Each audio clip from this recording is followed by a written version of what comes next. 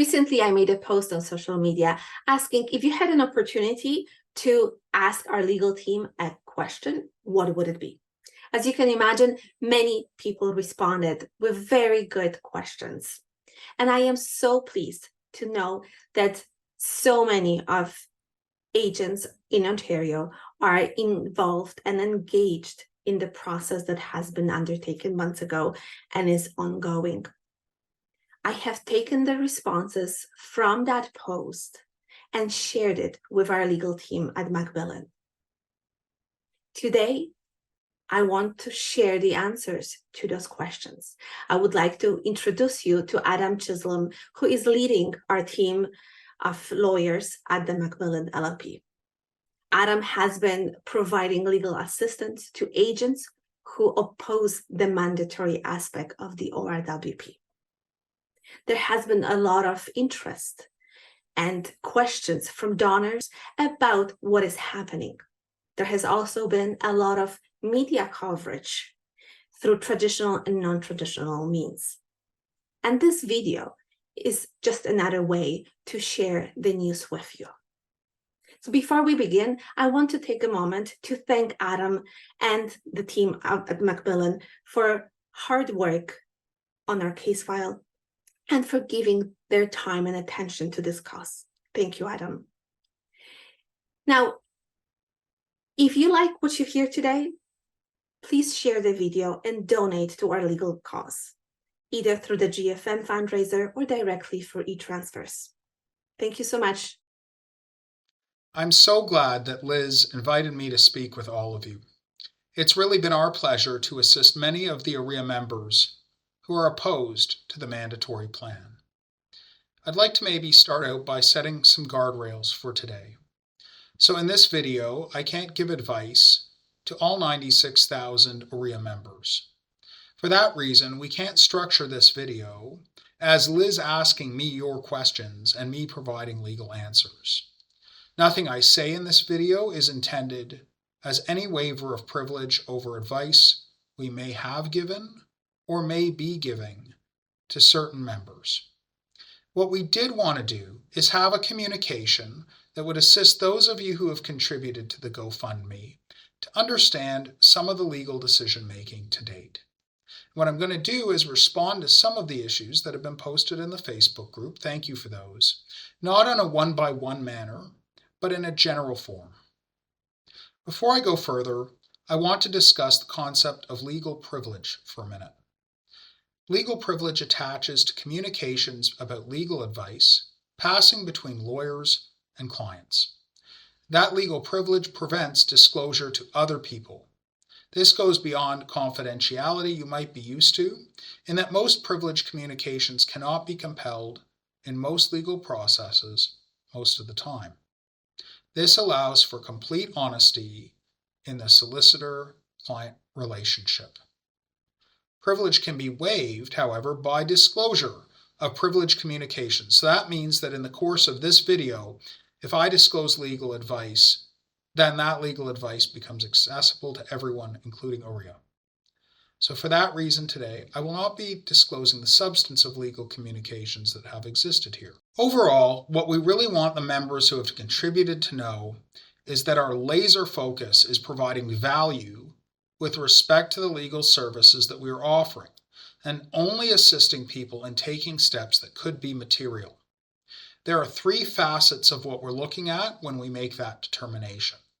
The first is, does this step have any real impact for the member who's bringing it, and does it have the additional benefit of assisting the goals of the group? The second is, do we have the resources to see this step through? The third is there any possibility of steps being taken in the month that remains before implementation of the plan? So it is against that backdrop that we consider everything. And when I say we consider everything, we consider everything. I've received through Liz and directly from some real estate practitioners a number of creative ideas. Some of these are great ideas.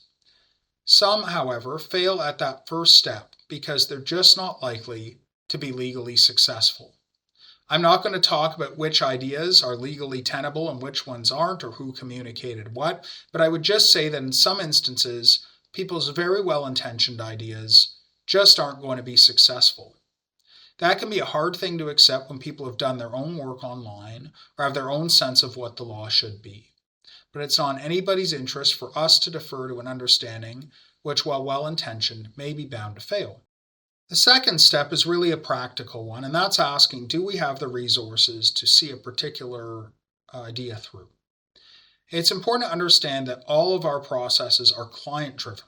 So the steps that we take are informed by the facts that we have in front of us and the resources that we have available. So some of the questions posed in the Facebook group inquired whether we would bring a civil lawsuit or an injunction. And I won't talk at all about my views of the merits of a civil suit, except to say that claims related to, for example, oppression can be complex. They can involve voluminous materials, and one concern with civil actions is that if our real estate clients lose, or even have mixed success on steps they take, they could be responsible for legal costs of the other parties, like OREO. And that's a consequence we have to be very sensitive to. So if, for example, the members concerned about implementation of the plan brought a motion for an injunction and lost, they could well be responsible to pay not only the costs of their own lawyers, but say 50% of the opposing party's lawyers. And unless any particular member wishes to be responsible for that amount, it's very difficult for us to recommend that approach. The third step involves asking ourselves, is there any possibility of steps being taken in the month that remains before implementation of the plan? So this is asking what can urgently be done. We were not retained until the fall. We had to gather facts before actually doing anything. And I'll just pause there to say that that fact gathering was actually very important and necessary. There were a number of real estate practitioners who we spoke with who didn't have clarity on their own rights and privileges when we spoke to them.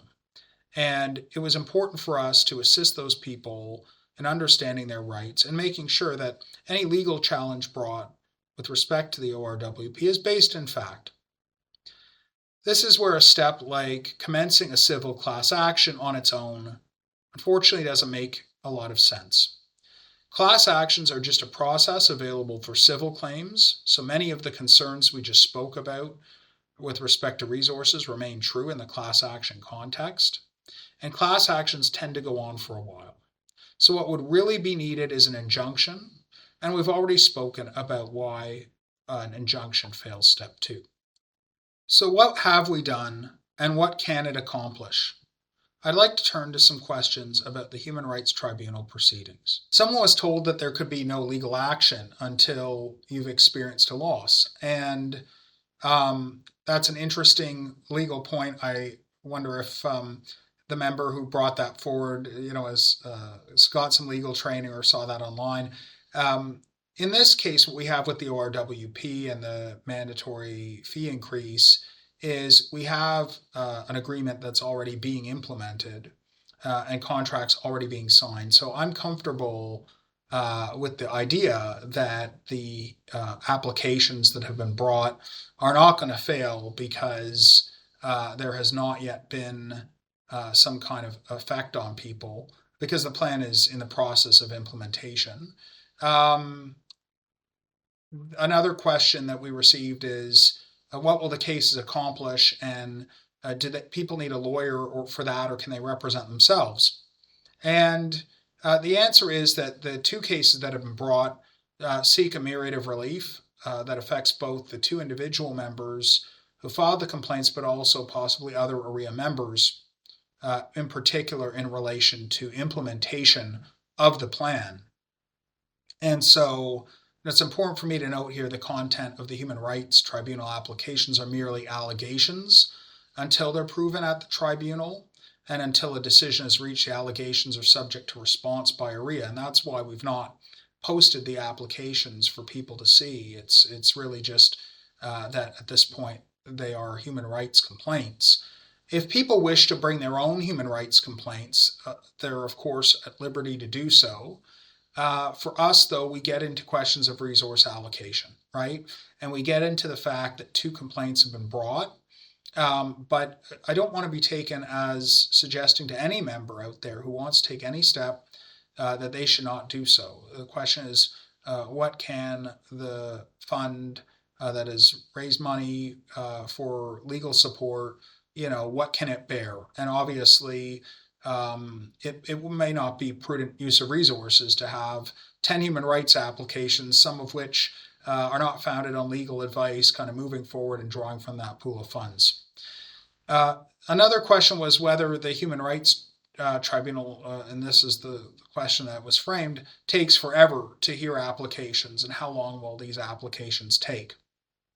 And that's a very fair question. The fact is that we've asked the tribunal to expedite the process. We asked them to have a hearing before January 1st, but ultimately that decision is going to be up to the tribunal. If we get the sense, and it may be the case, that an expedited hearing is not going to occur, then what we may well seek is that the tribunal grant an interim remedy. And of course, our hope is that we can try to get some relief in that vein heard before January 1st. Now, if it's not heard before January 1st, someone else has asked whether there can be any remedy granted. Can contracts be undone after the fact? And to that, I would just say that ultimately, if there is some kind of finding that the plan is offside, then I don't think the fact that it's been implemented will be a bar to relief having been granted. I want to touch on just a couple of other issues. One of the members inquired about whether it makes sense to focus on the actions of a member board. And as I tried to signal at the outset, we have been willing to and are willing to consider all legal options through those 3 questions that I posed up front. Is this a tenable cause of action? Is this something that there's available resources for, and can this get dealt with in time? And others are, of course, free to explore whatever remedies they think are appropriate.